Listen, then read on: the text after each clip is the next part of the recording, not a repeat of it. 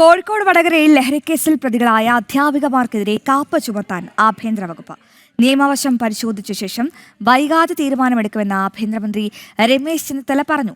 അധ്യാപികമാർ വിദ്യാർത്ഥികൾക്കും ലഹരി നൽകിയിട്ടുണ്ടോ എന്നും പരിശോധിക്കും. ലഹരിക്കെതിരെ നടപടികൾ കൂടുതൽ ശക്തമാക്കാനും ആഭ്യന്തര വകുപ്പ് നീക്കം ആരംഭിച്ചു.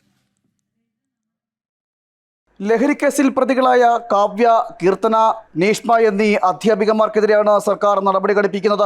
ഇവർക്കെതിരെ കാപ്പ ചുമത്തുവാനുള്ള നീക്കം ആരംഭിച്ചു. ഇതിനായുള്ള നിയമവശങ്ങൾ പരിശോധിച്ച ശേഷം നടപടി ഉടനുണ്ടാകുമെന്ന് ആഭ്യന്തരമന്ത്രി രമേശ് ചെന്നിത്തല പറഞ്ഞു. ഈ 3 പേരും അധ്യാപകർക്ക് കളങ്കമാണെന്ന് രമേശ് ചെന്നിത്തല കൂട്ടിച്ചേർത്തു. ഇവർ പഠിപ്പിക്കുന്ന സ്കൂളുകളിലെ വിദ്യാർത്ഥികൾക്കും ലഹരി നൽകിയിട്ടുണ്ടോ എന്ന് പരിശോധിക്കുമെന്നും രമേശ് ചെന്നിത്തല പറഞ്ഞു. കോടിക്കണക്കിന് രൂപയാണ് ഇവർക്കെല്ലാം കഴിഞ്ഞ കുറേ നാളുകളായി ലഭിച്ചിട്ടുള്ളത്.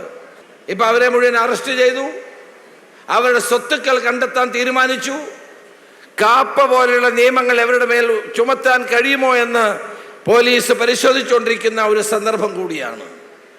കുട്ടികൾക്ക് അക്ഷരം പറഞ്ഞു കൊടുക്കുന്ന അധ്യാപകർ തന്നെ മയക്കുമരുന്ന് എൻ്റെ ഏജന്റന്മാരായി മാറുന്ന അവസ്ഥ കേരളത്തിൽ എത്രമാത്രം അപമാനകരമാണ്.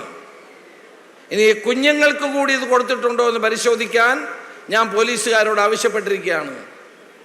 അവർ പഠിപ്പിക്കുന്ന കുഞ്ഞുങ്ങളുടെ കൈകളിൽ MDMA പോലുള്ള മാരകമായ വിഷം കൊടുത്തിട്ടുണ്ടോ എന്ന് പരിശോധിക്കാനുള്ള നിർദ്ദേശം കൊടുത്തു കഴിഞ്ഞിരിക്കുകയാണ്. നമ്മൾ ആലോചിച്ച് നോക്കുക, നമ്മുടെ സമൂഹം എവിടെ നിൽക്കുന്നു.